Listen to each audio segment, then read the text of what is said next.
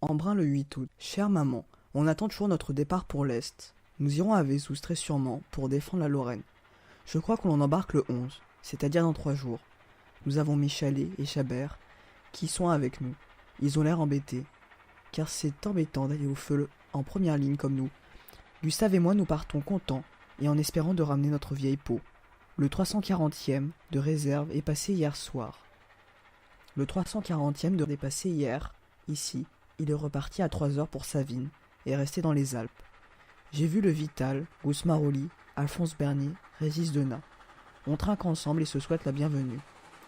J'ai envoyé un télégramme avant-hier. Je n'ai pas eu de réponse. Tu n'as besoin de ne pas t'en faire. La guerre sera tout fils qui t'embrasse. L'Auguste Georges. À Briançon, il y a 18 000 hommes et 35 communales arrivent à présent à Embrun pour repartir à Savines. Cernay, le 18 août. Chère maman, j'écris au hasard sans savoir si la présente lettre arrivera pour te tourner dans l'ancienne France. Je t'avais envoyé un mot de Grenoble en gare. On distribuait des cartes postales. Nous avons pris la direction Chambéry puis Oise, les Bains Besançon, Vesoul, Belfort et descendant à Bussang. Dernière gare française à 2 kilomètres. De la frontière, après avoir suivi pendant 13 heures la frontière, on a pris d'assaut un canton alsacien où les Prussiens en déroute ont pris la fuite. L'on a mangé de la soupe des Prussiens. En arrivant, on était bien accueillis par les populations car ce sont les martyrs des Allemands. Nous n'avons pas encore tiré un coup de feu au bataillon. On se prépare à montrer l'honneur des 5 bataillons de chasseurs car ils ont peur de ces petits hommes. Le René et le Muletier au 22e Alpin, je ne les ai pas vus, mais le Gustave lui a causé. C'est un joli pays de plaine très fertile que notre Alsace. Rien de plus ici. On est tous 4 en bonne santé et on espère rentrer glorieux à Paul-Marais. Ton fils qui t'embrasse, Georges. Le 6 septembre 1914. Chère maman, contrairement à ce que je t'avais dit il y a quelques jours, Michalet n'a pas été fait prisonnier comme il en était question. Entre nous autres, je l'ai vu avant-hier. C'était l'autre 9e section qui avait été prise par les Boches. On se fout de temps en temps de bonnes torchées. Voilà encore 3 jours de suite qu'on se bat et on subit de légères pertes, tandis que nous leur laissons 5 à 600 blessés ou morts sur le terrain. Bataillard de Saint-Égrève est mort, le 2 août par un éclat d'obus allemand à la tête. Hier matin, j'ai failli me faire par un Boche ou allemand. Je faisais une patrouille dans un bois, je l'aperçois, je lui fais signe de se rendre. Il me tire 2 coups de fusil à bout portant sans me blesser, tandis que moi je lui ai fichu 2 balles dans la poitrine. Voilà encore un jour de plus à vivre. D'après la correspondance trouvée sur eux, tu parles s'ils disent du mal des Français et des Russes. Il y a toujours du danger à courir. Nous couchons sur les montagnes en plein air, et il ne fait pas chaud. Nous sommes Alsace, on avance un jour, on recule l'autre. Nous sommes 3 bataillons de chasseurs chargés spécialement d'amuser l'ennemi, tandis qu'on se cogne ailleurs. Je suis toujours en bonne santé, j'espère que tu es de même, les copains du second aussi.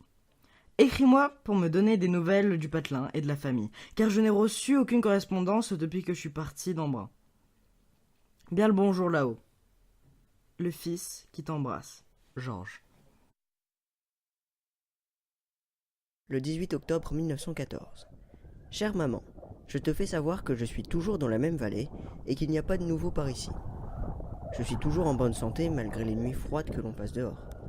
Je viens de recevoir plusieurs lettres à la fois qui m'ont fait beaucoup plaisir d'apprendre quelques nouvelles du pays, notamment celle de Gabriel et ta carte du 4 octobre m'annonçant qu'Aimé, Vosna et Vital ont été blessés. Alors on a encore la chance, nous autres, les chasseurs du 12e, d'avoir écopé de ces combats meurtriers, car voilà bientôt 1 mois et demi que nous ne nous sommes pas battus, à l'exception de rencontres de patrouilles qui arrivent journellement, et hier encore nous avons avancé nos avant-postes de 300 mètres. Et à présent nous sommes à 200 mètres des tranchées Boches, et tant les fois que l'on montre la tête, on reçoit des coups de fusil et de mitrailleuses. J'ai vu Aimé Michalet avant-hier, car il est venu nous relever pour surveiller les aéroplanes. Cela m'a fait grand plaisir, car il y avait longtemps que je ne l'avais pas vu. Il avait vu Gustave et Chabert l'avant-veille, et ils étaient tout en bonne santé. On n'a pu causer que quelques minutes, car on nous attendait pour aller nous reposer, car c'était la 3e nuit consécutive que l'on était de garde. Tu me dis que tu vas m'envoyer des chaussettes et un caleçon de laine. Le caleçon serait très chaud en hiver et remplacerait avantageusement celui de fil. Et comme chaussettes, j'en ai acheté 2 paires de laine à l'automobiliste qui fait du service entre nos lignes, et je t'assure qu'elles ne sont pas bon marché. Elles sont pas plus hautes que le soulier et coûtent 2,45 francs, car de la marchandise, cela est impossible d'en avoir. Le vin se paie 2 francs le litre, et la gnôle, il n'en reste plus. Je ne sais trop quoi te dire, car il n'y a rien de nouveau par ici. Si tu m'envoies quelque chose par hasard, tu m'y mettras un paquet de tabac bleu, car à présent je fume tout autant que les autres. Le 22 octobre 1914. Chère maman, c'est avec plaisir que hier soir, j'ai reçu tes 2 petits paquets que tu as bien eu l'amabilité de m'envoyer, car ça a l'air de vouloir tenir chaud. Tu m'enverras, quand tu auras reçu cette lettre, du tabac et du chocolat, et quelques pastilles. Cela me fera bien plaisir, car ici on ne trouve rien du tout. Je n'ai pas reçu de lettre en même temps que les paquets, je ne sais pas si tu n'as pas écrit. Par ici il n'y a rien de nouveau, les jours sont encore assez beaux. J'ai vu Gustave avant-hier. Je lui ai dit que, aussitôt le paquet reçu, je lui donnerai une paire de chaussettes. Ici, tout le monde est en bonne santé, et on est toujours au même endroit. Rien de nouveau. On va nous faire venir des skis, car on a formé un peloton de skieurs pour aller faire des reconnaissances sur les montagnes des Vosges, et je suis de ce nombre. Ton fils qui t'embrasse bien fort. Ne m'envoie plus de linge, ni jersey, ni flanelle, mais du papier à lettres, car une enveloppe coûte 0,05 francs. À bientôt. Georges. Le 5 novembre 1914. Ma chère maman, je m'empresse de t'écrire car voilà 3 jours que je voulais et que je n'ai pas eu un instant, car je t'assure qu'il n'y avait pas la vie ces jours-ci. Aujourd'hui, je sais que nous sommes le 5, mais je ne sais pas si c'est un lundi ou jeudi. On ne sait pas comment on vit. Le 2 au soir, nous sommes attaqués. Nous repoussons l'attaque, mais le lendemain matin, il y avait 20 canons qui nous tiraient dessus. Des différents obus démolissaient les quelques maisons du village et brisaient tous les arbres de la crête d'une forêt. Étant attaqués par 2 régiments allemands qui étaient soutenus par leur artillerie, nous avons été obligés de reculer. Mais le soir, à 11h, par un clair de lune, nous attaquons à notre tour et reprenons toutes nos anciennes positions, leur laissant un nombre convenable de morts et de blessés. L'attaque nous a causé 16 morts et 25 blessés, dont 2 officiers. En outre, on leur a tué leur lieutenant et 150 à 200 hommes. Les compagnies qui ont été attaquées sont la 5e et la 4e, c'est-à-dire celle de Chabert et la mienne. On a reçu plus de 700 à 800 obus. Je ne t'explique pas les horreurs de la guerre, car je t'assure que ça te ferait peur. Car quand tu vois les hommes en plusieurs morceaux, ce n'est pas rigolo. À nous, cela ne nous fait plus rien, à présent. On a passé 3 jours et 3 nuits sans fermer l'œil, presque sans manger dans les tranchées, car l'artillerie nous tirait par côté. Les compagnies de Gustave et celles de Michalet ne sont pas été attaquées, et n'ont pas combattu. Je viens de voir Gustave à présent. Il m'a parlé des chaussettes que tu lui as envoyées. Je n'ai pas vu Chabert depuis 4 jours. Je pense qu'il est toujours en bonne santé, tout autant que moi, car les Boches ne veulent sûrement pas de ma peau. Sulzerne, le 11 novembre 1914. Bien chère maman. Aujourd'hui nous sommes à Sulzerne et avons repos toute la journée. Le soleil est beau, mais les nuits sont très froides. Le matin, tout est gelé. L'herbe et les arbres sont recouverts d'un gel blanc.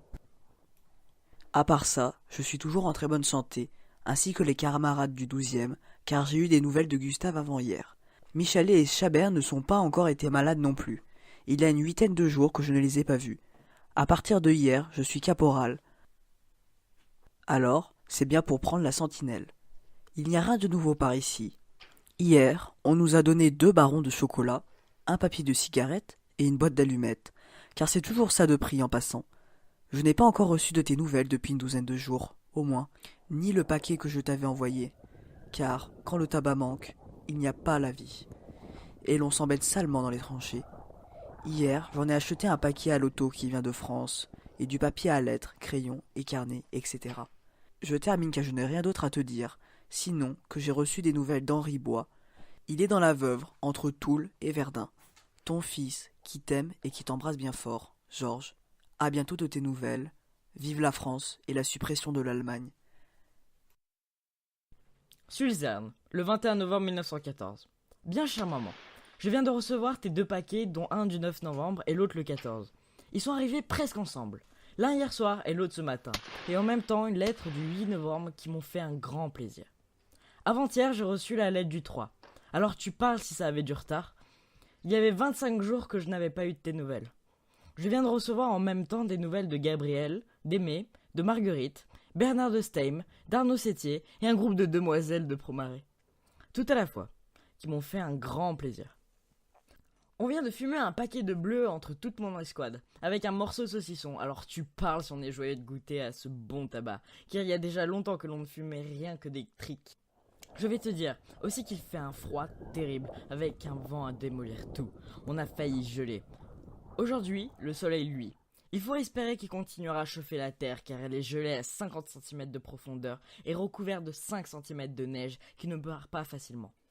Tu me dis que tu as reçu le colis de cartes du lac Blossé.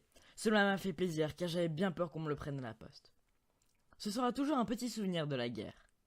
J'ai encore dans mon sac un cadre photo fait avec des balles allemandes et de petits obus. Si je peux te l'envoyer, je le ferai.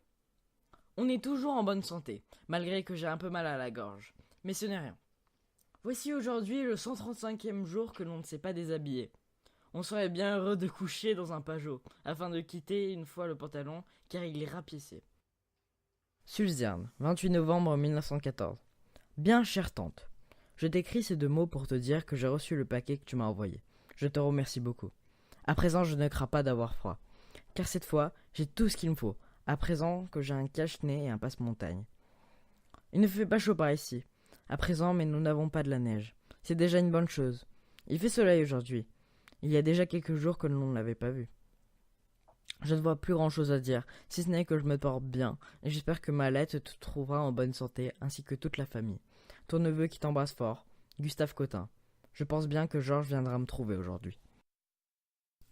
Sulzerne, le 9 décembre 1914.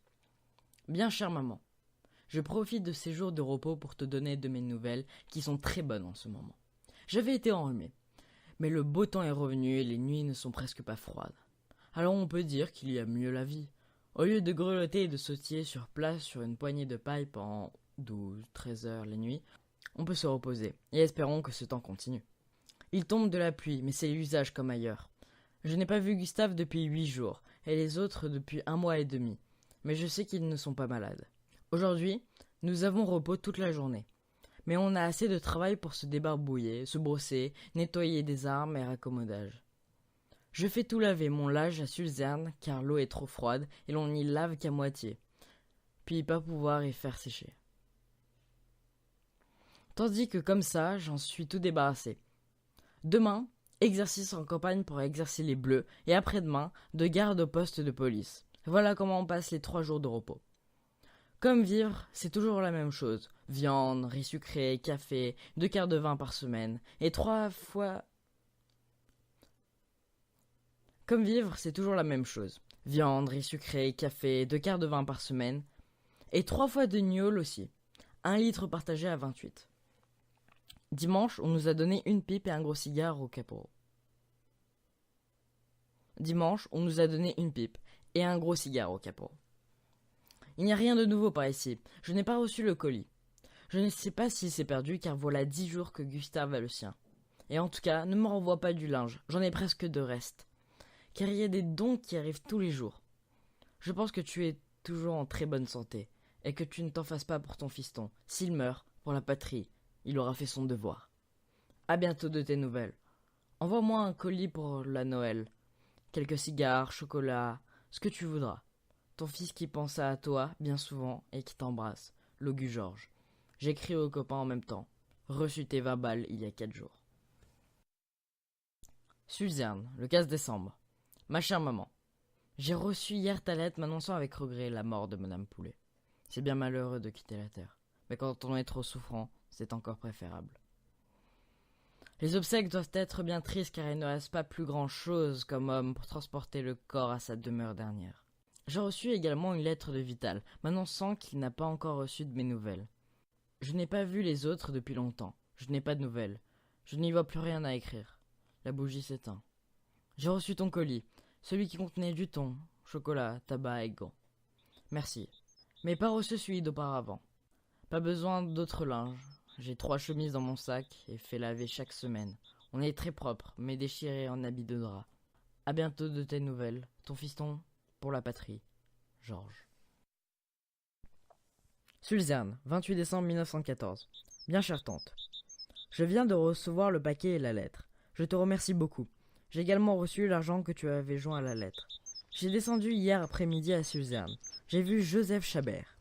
Il m'a dit qu'il avait vu Georges le matin, mais il m'a dit qu'il allait venir me trouver ce soir. Il m'a dit que Georges lui avait dit que mon frère était blessé de nouveau. Je me doute bien qu'il lui arrivait quelque chose. Pour quant à moi, je suis toujours en bonne santé. Bien le bonjour à la grande-maman et toute la famille.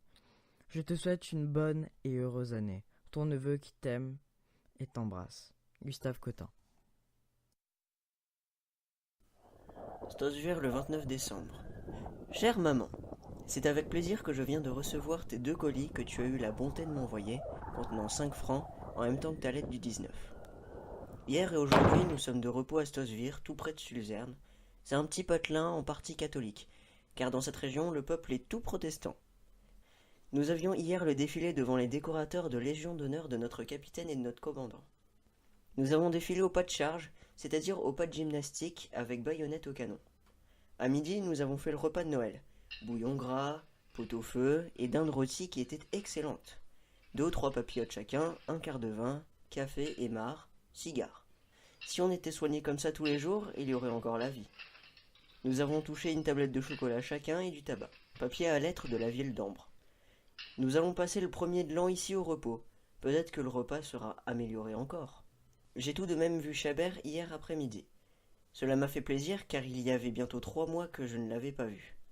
Il est en bonne santé aussi, mais il souffre légèrement de rhumatisme, de mal de rein. Je tâcherai de voir Gustave le jour du 1er de l'an. Paraît que son frère Marius a été blessé une seconde fois. Vraiment, il n'a pas de chance, le pauvre gars. Il ne fait pas très froid à présent. Aujourd'hui, il pleut. Cela fera fondre la neige. Je suis en très bonne santé. Je ne suis pas seulement enrhumé. Si on pouvait finir la campagne sans blessure et sans maladie, que l'on serait heureux. Mais on s'y fait à ce métier-là. On passe les nuits dehors sans avoir sommeil. On est habitué au froid et au mauvais temps.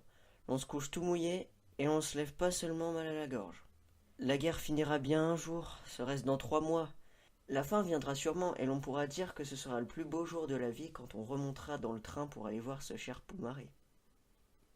Il n'y a rien de nouveau sinon que nous avons souhaité la bienvenue à nos compères les Boches le jour de Noël. Pour ma part, je lui ai tiré 80 cartouches sur leur petit poste à 100 mètres de nous. Dans le bois aussi. Ils nous embêtent pas trop, c'est le principal. Tu donneras bien le bonjour à toute la famille et les embrasseras pour moi. Ton fiston qui est toujours brave et qui t'embrasse d'Alsace. Logu Georges. Aujourd'hui, nous avons un demi-litre de vin pour le repas de 11 heures. Ce matin, on a fait du chocolat au lait. Tu vois que l'on se soigne. Le 24 janvier 1915. Bien chère tante, je t'ai créé cette petite carte pour te donner un peu de mes nouvelles et pour te dire que j'ai reçu le colis dont tu as bien voulu m'envoyer. Je te remercie infiniment. Je suis toujours en bonne santé et j'espère que ma petite carte te trouvera de même, ainsi que toute la famille. En attendant le plaisir de te revoir, je t'embrasse bien fort. Gustave Cotin. Sulzerne, 2 février 1915. Bien chère tante. J'ai reçu ta lettre hier soir avec les 5 francs. Tu remercieras bien la grande-maman de ma part. Il fait toujours froid par ici à présent. On est habitué. Je suis toujours en bonne santé et j'espère que ma lettre vous trouvera tout de même. Je n'ai pas vu Georges de quelque temps. J'ai vu Aimé et Chabert ces jours-ci. Je te prie, chère tante, de m'envoyer l'adresse de ma sœur. Je voudrais lui écrire que je n'ai pas son adresse. Je termine ma petite lettre en vous embrassant tout bien fort. Gustave Cotin, 12e bataillon de chasseurs alpins, 6e compagnie, secteur postal 97.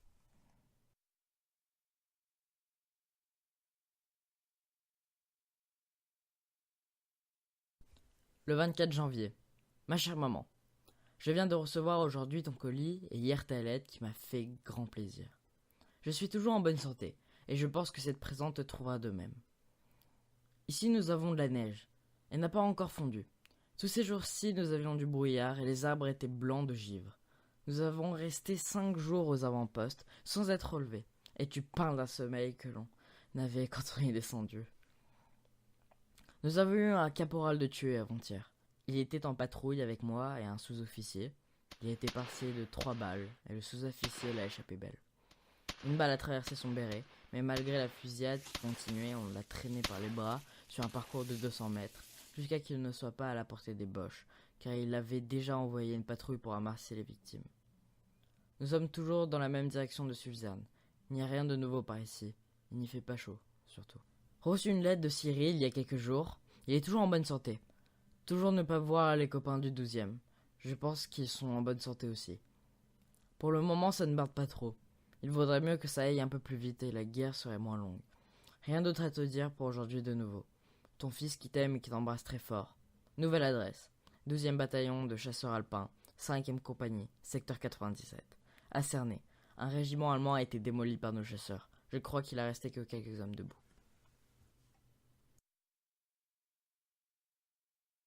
Le 5 février. Ma chère maman, je viens de recevoir ta carte du 30 janvier où tu dis que tu m'envoies un colis de tabac et de chocolat. Je le recevrai, peut-être demain ou après-demain. J'ai encore du chocolat, mais plus de tabac, et c'est impossible de s'en procurer. De temps en temps, envoie-moi un peu de tabac seulement et un saucisson si tu veux. Mais c'est tout. Du linge, j'en ai en rabiot. Des chaussettes, j'en ai plus que je peux porter. Toutes les fois que je descends à Suzerne, j'en laisse 2 paires par jour pour laver aux linquettes, caleçons, mouchoirs, etc. Enfin tout ce qui est sale. Et la fois suivante, on y retrouve tout propre. Et c'est bien préférable. Envoie-moi aussi du tabac à Gustave, car ça doit lui manquer aussi. Ta lettre du 31 décembre, sûrement que je l'ai reçue au commencement de janvier. Le colis du 16 janvier, je l'ai reçu aussi. Chabert est à la mitrailleuse depuis une dizaine de jours. Les chasseurs du 12e sont tous en bonne santé. Pas reçu des nouvelles de Gabriel, mais je lui ai écrit il y a 6 jours. Rien des nouvelles de Rui. Aujourd'hui, il est en bonne santé. Également de Geoffrey. Il est au repos actuellement. Nous n'avons pas pris encore de repos de bataillon. On peut dire que dans quelques temps, on sera relevé car le 11e bataillon de chasseurs est à Gérardmer depuis 3 semaines au repos. Dans les Vosges, il n'y a que des chasseurs alpins à présent. Tous les jours, il y a des combats d'artillerie. Plus de 1000 obus nous passent par la tête chaque jour. Avant-hier, on a tombé une patrouille de Boches. Sur 5, il y en a 4 qui ont resté raides sur place. Reçu ta lettre avant-hier m'apprenant la mort de Marcel. Quel triste moment pour sa jeune femme. Rien de nouveau à signaler. Bien le bonjour à toute la famille et aux amis. Ton fils qui t'aime et t'embrasse. Georges.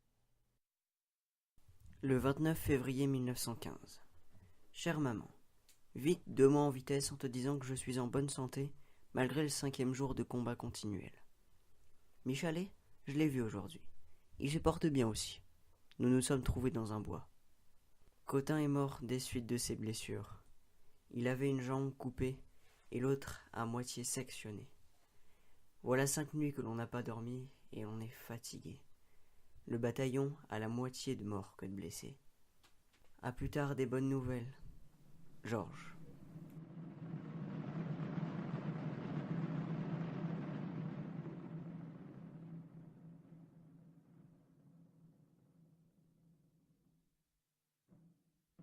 Le 27 février 1915. Ma chère aimée, je viens en quelques mots t'apprendre une bien triste nouvelle. C'est la mort de notre cousin Gustave, mort le 23, au cours d'un violent combat qui a duré 6 jours et qui n'est pas fini encore. Le pauvre avait reçu un obus qui lui emportait une cuisse et la jambe en même temps, et en le transportant au poste de secours, il est mort en route. Que de morts et blessés que nous avons eus. La moitié du bataillon et d'autres renforts ont eu comme nous, mais les Boches ont pris quelque chose. On ne connaît pas leurs pertes, car ils étaient 6 fois comme nous, mais leur proportion de pertes est de 5 à 6 fois au moins. Je n'ai pas le temps, à une autre fois. Michalet, Chabert et moi sommes en bonne santé. J'ai passé toute la journée de hier avec Aimé. Embrun, le 25 mai 1917. Les membres du conseil d'administration du dépôt commun au 12e et 62e bataillon des chasseurs alpins à Monsieur le maire de Proveysieux, Isère. Monsieur le maire, nous avons le regret de vous informer qu'un de vos administrés, le chasseur Cotin Léon Gustave, matricule 3474, classe 1913, de la 6e compagnie du 12e bataillon, à la suite du combat de Marenkopf, livré le 20 février 1915, a disparu de son corps. Nous sommes consternés de ne pouvoir donner des renseignements plus circonstanciés comportant le moindre indice pour la famille. Parmi les périls des constatations consécutives au combat, la brutale classification des disparus est certainement des plus angoissantes. Nous vous déléguons l'ingrate mission de prévenir sa famille avec tous les ménagements commandés par une aussi pénible circonstance. Agré, monsieur le maire, nos respectueuses salutations. Pour le conseil d'administration, le chef du bureau spécial de la comptabilité.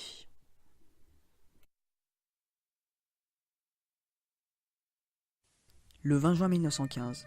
Bien chère madame, j'ai reçu votre aimable lettre hier et je m'empresse de vous donner tous les renseignements nécessaires au sujet de ce pauvre Georges, qui était un de mes meilleurs amis, soit à la caserne, soit en campagne. Il est enterré à la porte sud-est de Sulzerne.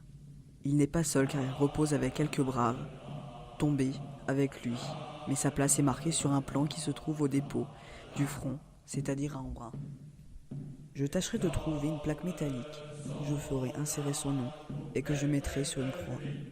Je ne m'attarderai pas à vous faire des condoléances, qui ne feraient tant que renouveler votre grande douleur, mais je tiens cependant à vous dire que vous pouvez être fier de votre fils, qui est mort en héros en chargeant bravement, à la tête de ses hommes, un ennemi 5 fois supérieur en nombre. À la compagnie, il était aimé et admiré par tous. C'était un modèle de bravoure qu'il poussait jusqu'à la témérité. Je termine, chère madame, en vous priant d'accepter mes sincères salutations et l'assurance de mon entier dévouement.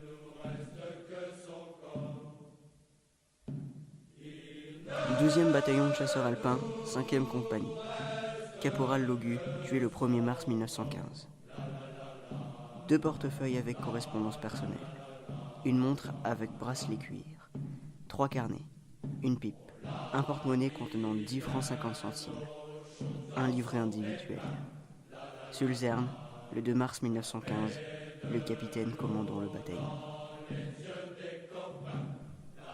Embrun, le 30 juillet 1915.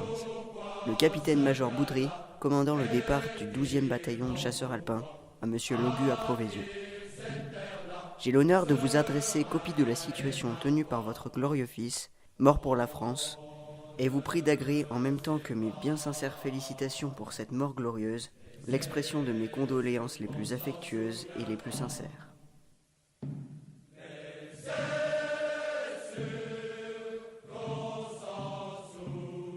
Provézieux, le 20 octobre 1920.